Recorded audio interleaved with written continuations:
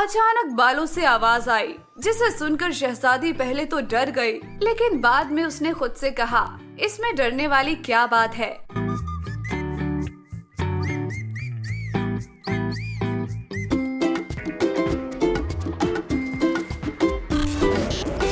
Cartoon prime. क्या फायदा मेरे इन लंबे बालों का, जो खुद तो उलझते ही हैं, मुझे भी परेशान करते रहते हैं। बाग से चेरी इकट्ठे करते हुए आज फिर रेपेंजल को उसके लंबे बालों ने तंग कर रखा था। वो रास्ते में आए हर पौधे से उलझकर टूट रहे थे। जी तो करता है इन्हें काट कर कंधों के बराबर कर दूं, लेकिन अम्मा को क्या जवाब दूंगी। उसे ना जाने बाल तंग कर रहे थे या अम्मा की बीमारी, जिसने उसे किला नुमा झोंपड़ी से बाहर निकलने पर मजबूर कर दिया था। मटर भी इकट्ठे कर लिए हैं, अम्मा की दवाई के लिए चेरी भी उठा ली, अब मुझे सूरजमुखी के फूल दरकार है। खुद से कहते हुए वो एक कोने में गई। दिन की रोशनी में खिले हुए सूरजमुखी के फूल बहुत खूबसूरत लग रहे थे।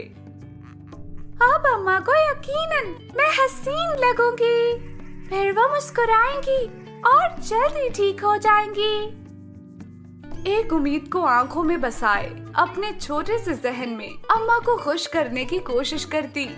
12 साला रेपेंजल ने ध्यान नहीं दिया कि उसके सर से अलग होने वाले बाल, जो पौधों और झाड़ियों के साथ लटक रहे थे, वो अपनी रंगत बदल चुके थे और स्याह से सुनहरी हो गए थे। वो आम बालों जैसे बन चुके थे सोने के बाल। महक नगर में वो रात सब पर भारी थी, जब मालूम हुआ कि महल से शहजादी को कोई उठाकर ले गया है। उसी रात शहजादी का जन्म हुआ था। अभी उसे किसी ने एक नजर देखा भी ना था कि वो अचानक गायब हो गई। यहाँ तक के बादशाह और मलिका भी अपने लखते जिगर के दीदार से महरूम हो गए। दोनों ने शहजादी की जुदाई में रो रो कर आंखें खुश्क और बाल सफेद कर लिए थे। फिर भी एक उम्मीद थी, जिसने इतने बरस गुजर जाने के बाद भी उन्हें जिंदा रखा हुआ था। उन्हें यकीन था शहजादी उन तक वापस जरूर आएगी। रेपेंजल, हाय रेपेंजल, कहाँ रह गई है? उसे गए काफी देर हो चुकी थी जब अम्मा ने उसे फिक्र से पुकारा। वो रेपेंजल को कहीं दूर जाने नहीं देती थी, क्योंकि उन्हें किसी पर यकीन नहीं था। अब भी उनकी तबीयत खराब ना होती, वो उसे बाग की जानिब ना भेजती। रेपेंजल उनके लिए बहुत अहम थी, उसमें उनकी जान बसती थी। अब भी वो उसे ढूंढने के लिए बिस्तर से उठ खड़ी हुई, हालांकि उन्हें काफी नकाहत महसूस हो रही थी। हैरत है, मैं ठीक क्यों नहीं हो रही? मैं इतनी बेबस तो पहले नहीं थी। अम्मा गुर्राई। उन्हें बहुत गुस्सा था, लेकिन वो उसे किसी और पर उतारने की बजाय हमेशा की तरह खुद पर उतार रही थी। ये लड़की ना जाने कहाँ रह गई है, बस उसे कुछ ना हो। वो रेपेंजल के लिए दुआ गो हुई और फिर से बिस्तर पर ढह गई। मुझे जल्दी कुछ करना होगा, वरना मैं हड्डियों का ढांचा बन जाऊंगी।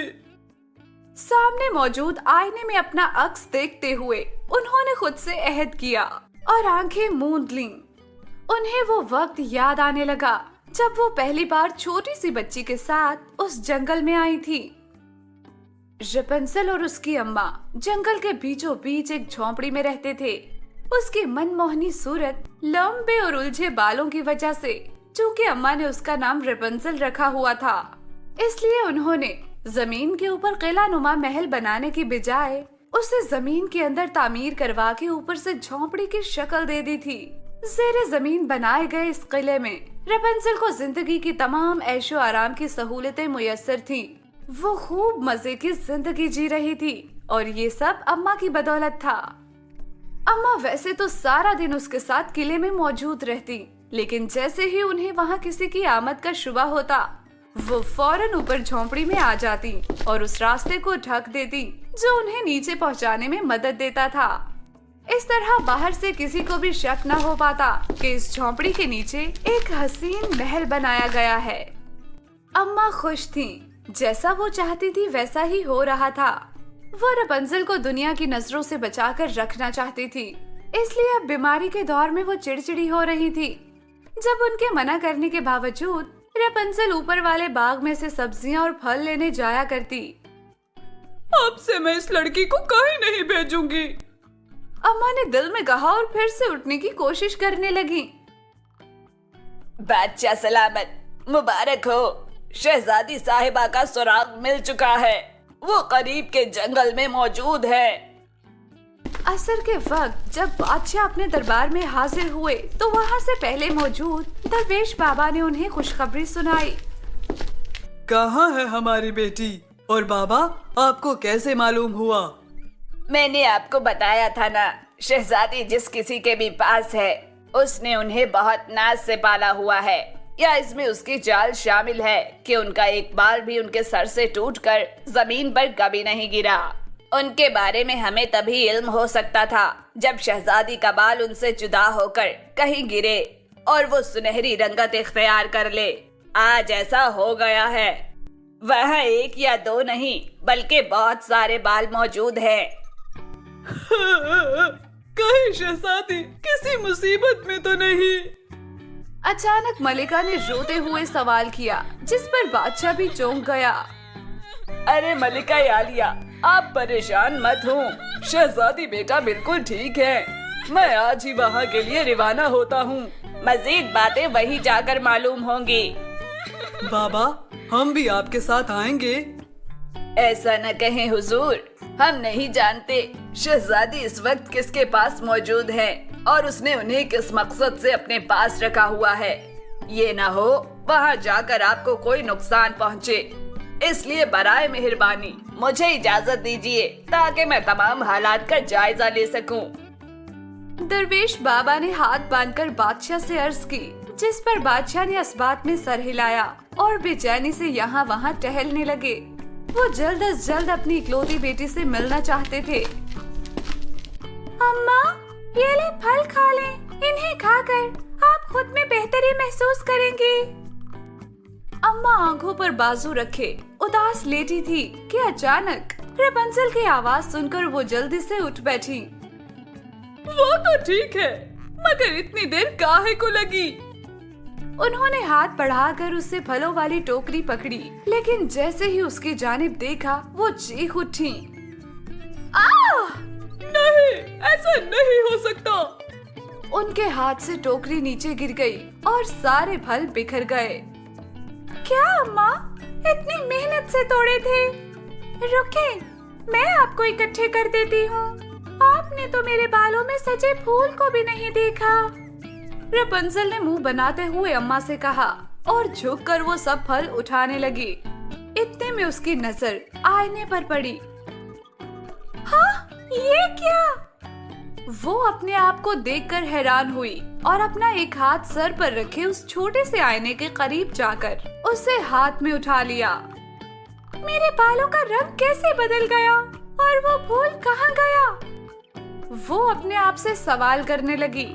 इस बात का फायदा अम्मा ने बखूबी उठाया। उन्होंने मुंह हिलाया और रेपुंज़ल की जानिब फूंक मारी। देखते ही देखते अपने ध्यान में खड़ी रेपुंज़ल ने धुएं की सूरत ली और चंद पलों बाद वो उस आईने में एक मूर्ति की सूरत कैद हो चुकी थी। मेरे इतने सालों की मेहनत को तुमने पानी में मिला दिया, लेकिन मैं भी तुम्हें तुम्हारे वालिदैन तक कभी पहुंचने नहीं दूंगी। अम्मा उर्फ जुगजाला चुड़ैल ने धाड़ते हुए कहा। बहुत साल पहले जुगजाला चुड़ैल को उसकी शरारतों की वजह से दरवेश बाबा ने एक बोतल में बंद कर दिया था और इत्तेफाक से वो बोतल महल के तहखाने में रह गई थी। जिस दिन वहाँ शहजादी का जन्म हुआ उस दिन दरवेश बाबा ने खुशी से तमाम कैदी जिनों को मुआफ करके आजाद कर दिया और उनसे वादा लिया कि आइंदा वो कभी महक नगर के बाशिंदों को तंग नहीं करेंगे। वो भूल गए कि ऐसा करने से जुगजाला चुड़ैल भी आजाद हो जाएगी और उसने बदला लेने को हवा का रूप धार लिया और शहजादी को उठा ले गई। तमाम मखलूक और बाशिंदे महल में मौजूद थे, इसलिए दरवेश बाबा या बादशाह में से किसी का ध्यान उस चुड़ैल पर ना गया। जुगजाला चुड़ैल जानती थी ये शहजादी रेपुंज़ल है, जिसके बाल जिस कदर काटे जाएंगे वो सोने के तार की शक्ल ले लेंगे इसलिए वो उसे एक जंगल में ले आई। उसने अपने जादू से ज़ेरे ज़मीन एक महल बनाया और शहजादी रपुंज़ल को एक अच्छी जिंदगी दी। उसने ऐसा इसलिए नहीं किया कि वो शहजादी रपुंज़ल से प्यार करती थी, बल्कि उसे दरवेश बाबा से बदला लेना था। शहजादी रपुंज़ल जो 14 साल की हो जाती तो उसमें अपने जादू इल्म से किसी की भी रूहानी ताकतें छीन लेने की सलाहियत पैदा हो जाती, क्योंकि एक तो वो शहजादी थी, दूसरा चुड़ैल ने अपनी काफी आदतें उसमें मुंतकिल कर दी थी। वो शहजादी को मोहरा बनाकर बादशाह और दरवेश बाबा को हराना चाहती थी। जब शहजादी के बालों ने अपना रंग तब्दील किया, यानी उसके कुछ बाल ऊपर जमीन पर रह गए, तो चुड़ैल ने उसे आईने में कैद कर दिया ताकि किसी को इल्म न हो शहजादी कहाँ है। आप चुड़ैल हैं और मैंने हमेशा आपको अपनी अम्मा समझा। मैं कितनी गलत थी। हकीकत जानकर आईने के उस पार कैद रपुंज़ल की आंखों से आंसू बहा जो उसके गाल पर ठहर गया। ऐसे लग रहा था तस्वीर किसी रोती हुई शहजादी ने बनवाई है जो उस वक्त बहुत दुख में मुब्तला थी। मुझे किसी भी तरह यहाँ से निकलना होगा। बालों का रंग सुनहरा होने के साथ साथ उसे अपने अंदर मौजूद ताकतों का अंदाजा होने लगा था। अब वो उस चुड़ैल के दिलो दिमाग को पढ़ सकती थी, इसलिए उसने मायूस होने की बजाय खुद से कहा और सोचने लगी कि इस कैद से आजादी कैसे हासिल करे। मैं ऐसा करती हूँ कि अपने जादू से ये झोपड़ी ही गायब कर देती हूँ, फिर कोई भी कभी भी मुझ तक पहुँच नहीं पाएगा, खासकर अगले 2 वर्ष तो बिल्कुल भी नहीं। चुड़ैल ने ये कहकर मंत्र पढ़ने के लिए जो ही आंखों को बंद किया, अचानक उसे कोई आवाज सुनाई दी। उफ, इस वक्त कौन हो सकता है? बाहर कौन है? जी बहन, हम मुसाफिर हैं। चलते चलते थक गए हैं। क्या हमें कुछ देर बैठने को जगह मिल सकती है? चुड़ैल के हाँ या ना करने से पहले ही एक औरत अंदर घुसी और आकर जमीन पर बैठ गई। अरे, मैंने आपको आने की इजाजत कब दी? जानती हूँ आपने इजाजत नहीं दी, लेकिन आप भले दिल की खातून लग रही हैं और शक्ल से बीमार भी दिखाई दे रही हैं। आप इजाजत देकर नेकी का काम ही करेंगी ना? मेरे साथ मेरे शौहर भी हैं, क्या मैं उन्हें भी बुला लूं? उस औरत ने चुड़ैल की बातों पर ध्यान दिए बिना अगली फरमाइश जाहिर की, जिसकी रजामंदी मिलने से पहले उसका शौहर भी झोंपड़ी के अंदर आ चुका था।